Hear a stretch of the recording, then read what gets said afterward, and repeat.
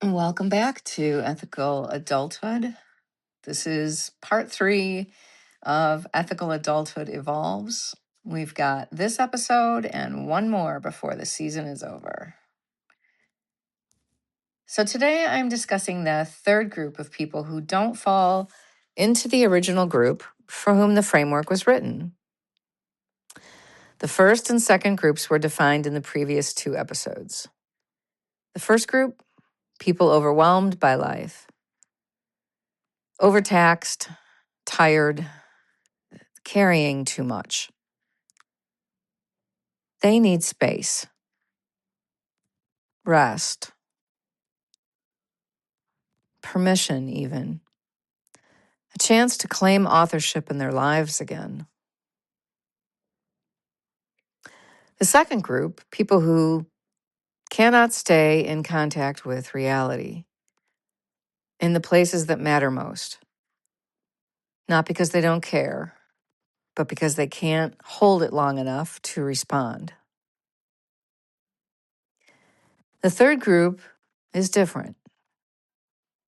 These are people for whom the ethical adulthood framework just doesn't quite work. They don't lack capacity. They're living inside a situation that cannot be resolved cleanly. The discomfort is constant. They're already living in it. The situation cannot be left without causing significant harm. They've already ruptured other relationships trying to manage it. They don't hold the power to change it. They're grieving a life that's no longer available to them. And they are not willing to act to change without some assurance that the change will reduce the overall suffering. Let me give you an example. A boy is born in a small town in 1960. Let's call him Charley. Charley marries his high school sweetheart, 18 years of age. He gets a job where he's well compensated, works with his hands and his mind, and enjoys the ride for a few years. He becomes a parent 3 times in 6 years. His job keeps up with the needs, and his family is financially secure. There's only one real problem in his life. His wife has very limited capacities. She cannot tolerate even small amounts of discomfort. Things like housework, preparing meals, or managing a family calendar are beyond her.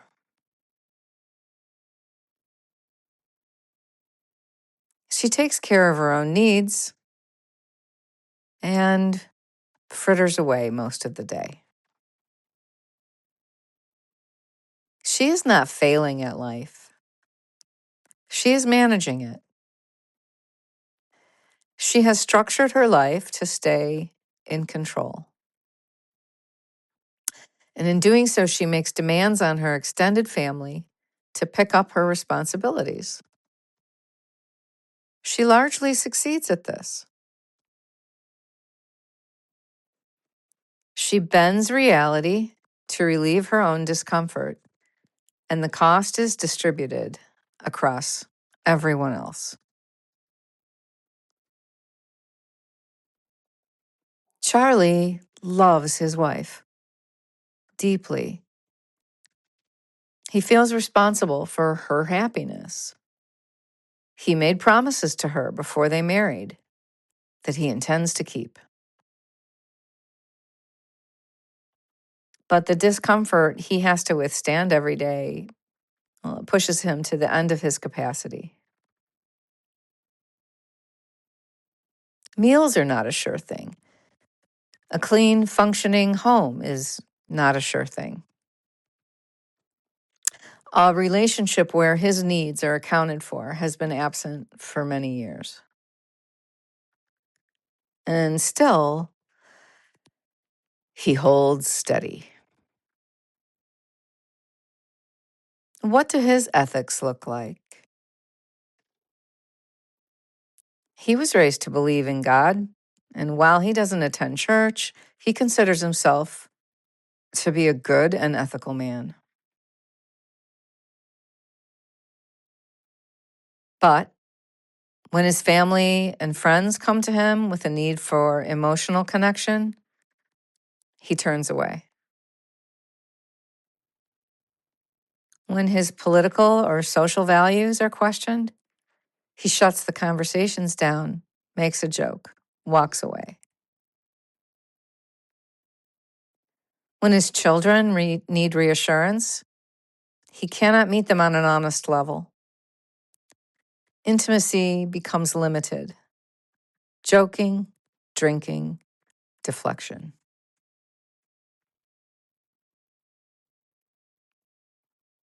When he tries to see clearly what continuing this costs, he can't. As he continues to support his wife, he withdraws support from the rest of his family. He is at the edge of his capacity.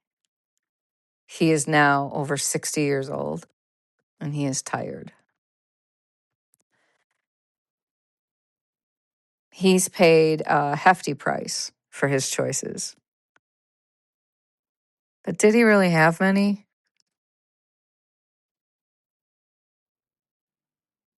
That's Charley. A second example. This one's from my own childhood. Roger peaked in high school. Captain of the football team, star of the debate team, got average to good grades. Good looking, popular, lots of friends. One serious girlfriend. His dad was rich, and Roger was set to inherit a trio of car dealerships. He was driving a late model Corvette at 16. Mom was a pious woman, however, and required Roger to take her to church every day. Required him to drive her to church and stay in the pew with her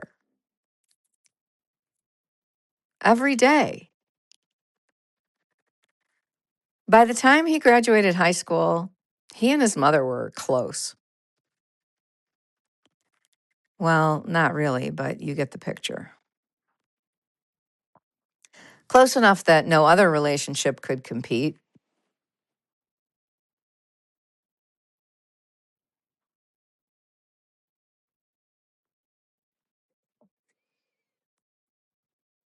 No woman was good enough for Roger in his mother's eyes.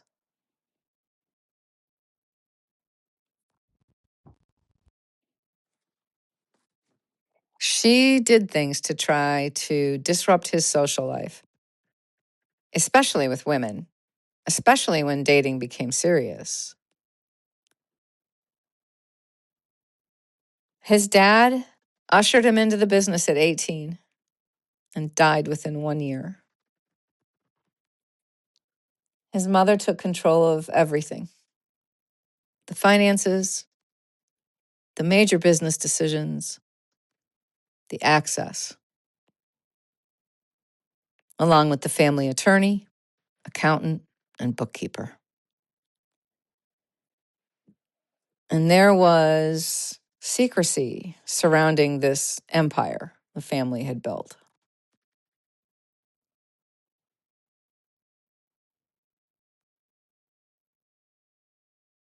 Roger stayed. He ran the business. He cared for his mother as she aged. He supported his brother, a cocaine and sex addict. He did this for 40 years. He died from 3 forms of rare cancer, maybe from a lifetime of smoking, at 60, less than 1 year after his mother died. He had one serious relationship as an adult. It lasted 16 years and was mostly on, but often off. It ruptured over and over again, not because he didn't love her and not because he couldn't repair, but because he lacked the agency to change his life.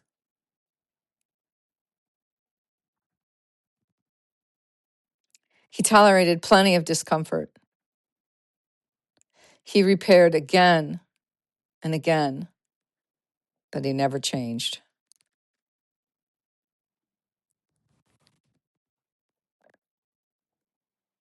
Meanwhile, his other passion was art.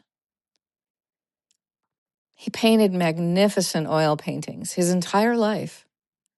Huge canvases, masterpieces, really. No one ever saw them. Roger was a good man.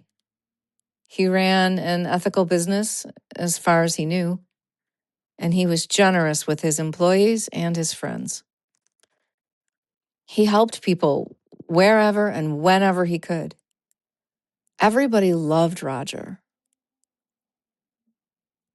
but he could not pivot to a life lived for himself. Tolerating discomfort, repairing ruptures, dealing with power issues, grieving the loss of a life never lived. These are not lessons he needed to learn. These capacities were online and intact. He met reality every day with beautiful capacities. But Roger had wanted to live a different sort of life. Instead, he quietly lived the life his mother chose for him, the life his mother felt she needed him to live. That was Roger, a good man, and a life he didn't choose.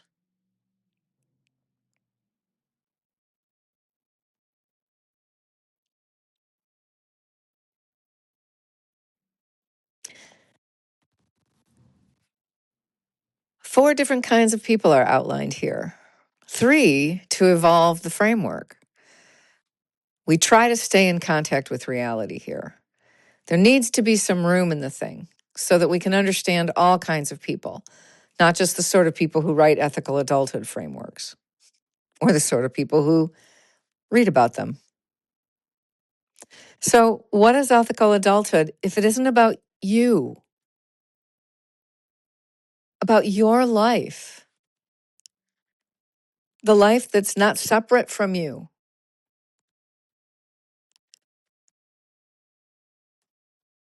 An ethical life, it's not just being a good person. That can't be all it is. It's got to be about being a person who is good in the world, to the world, yes, and good to themselves, too. A person who knows themselves well. A person who's settled the basic questions about what makes them tick, what lights them up, what makes them back away.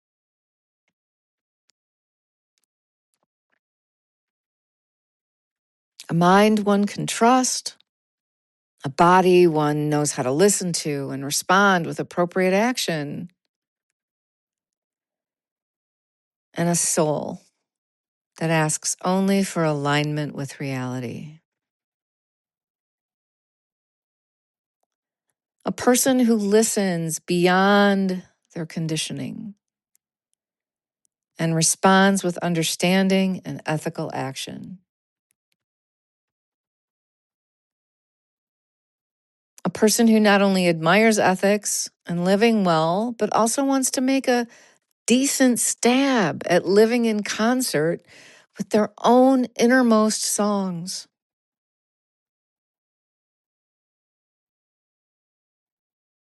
We aren't here to martyr ourselves to a cause, creed, or another person's will.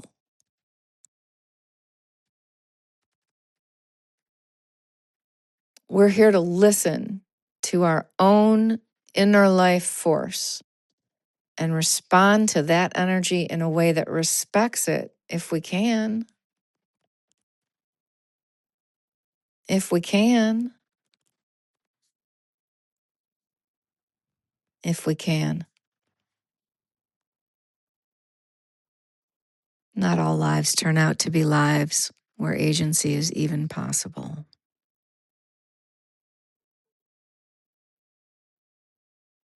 But if we can, we should. We should try. So the capacities still matter, yes? Yes. But this is not just a question of willpower or desire or whether or not we are selfless or selfish. This is a question of balance. Sometimes the problem isn't that we don't know what's right. It's that all available options seem to carry a cost too expensive to take.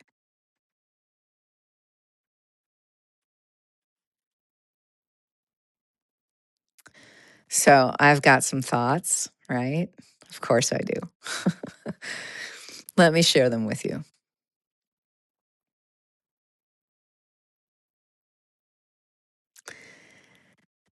Live ethically for happiness.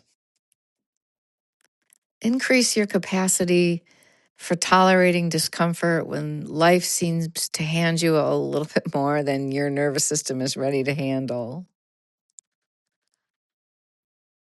Go slow. Learn to regulate. Learn how to stay in relationship even when it gets tough. Don't blow off your responsibilities to your family and your friends. Don't tolerate abuse, but don't abandon yourself either.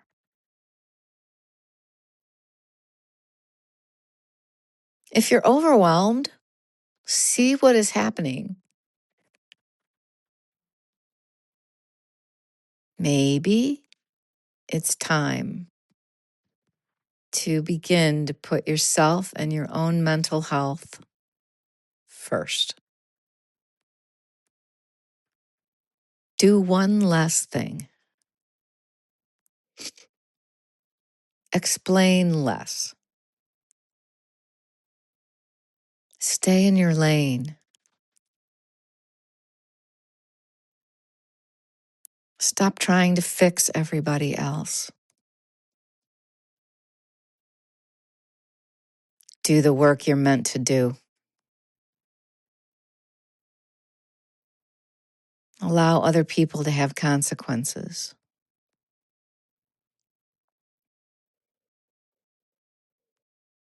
You're not going to be able to relax if you keep trying to fix every problem other people bring to you. Just because you are resourced and you care and you can see a way to solve it doesn't mean that it's what you're meant to do. Your needs matter.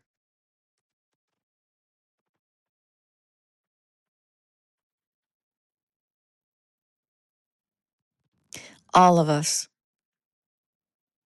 need to rest, pause, breathe.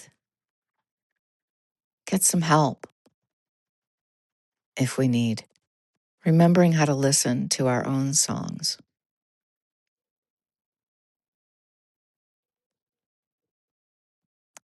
When we see people who cannot really make good contact with the situations of their lives, we need to remember that we're not here to fix them.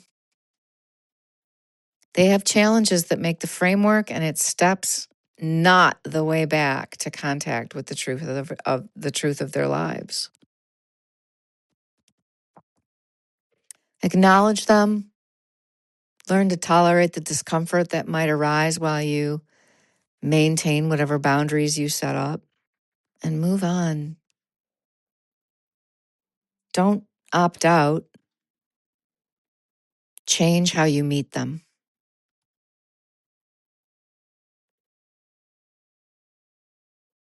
There are people who have made their difficult life choices. Perhaps they would not have been your life choices.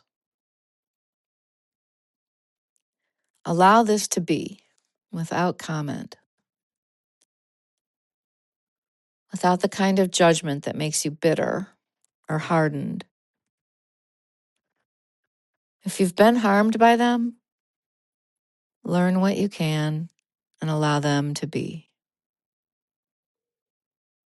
You don't have to continue in proximity to those who cannot hold you. Give them space. They're probably actually asking you for the space to continue to do what they're doing. Stay in your lane.